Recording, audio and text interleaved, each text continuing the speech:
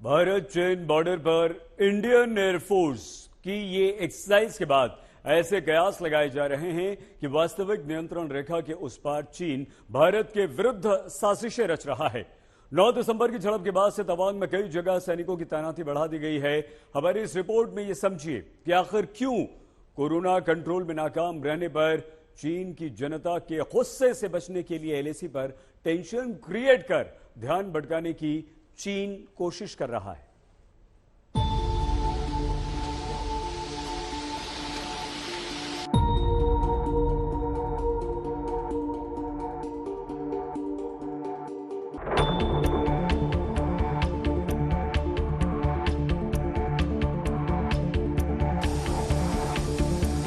अरुणाचल प्रदेश में कई ऐसे झरने, झील और पहाड़ हैं जिनके नाम यहाँ के स्थानीय लोगों के नाम पर रखे गए हैं। सेला और नूरा ऐसी ही दो बहनों की कहानी सुनिए जिनके नाम पर अरुणाचल प्रदेश का सबसे ऊंचा वाटरफॉल भी है।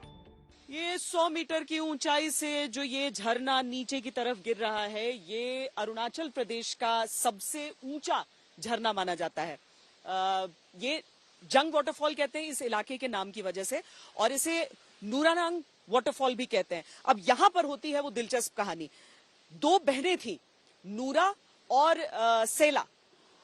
यहां पर आप ये वाटरफॉल देखेंगे नूरा के नाम पर, और पास में आप देखेंगे सेला पास के नाम पर वो जगह जो सेला के नाम पर पड़ी। भारतीय सेना जब 1962 में जंग लड़ रही थी, एक दफा ऐसा हुआ था कि पूरी पलटन साफ हो गई थी, एक सैनिक बचे थे, और उनको किस तरीके से इन दोनों बहनों ने मदद की थी, इसीलिए उनको सम्मान के तौर पर इन जगहों के नाम उन दोनों बहनों के नाम पर पड़ रहे हैं। अब जब आप देश के प्रति वफादारी की वो खुशबू कहते हैं ना, तो आपको यहां पर इस झरने के साथ खड़े हुए उसका एहसास भी हो जाएगा। अरुणाचल प्रदेश के लोग जिस तरीके से 1962 के समय भी सैनिकों के साथ कंधे से कंधा मिलाकर लड़ाई लड़ रहे थे, वो चीज चीन को कभी अच्छी नहीं लगी, कभी हजम नहीं हुई।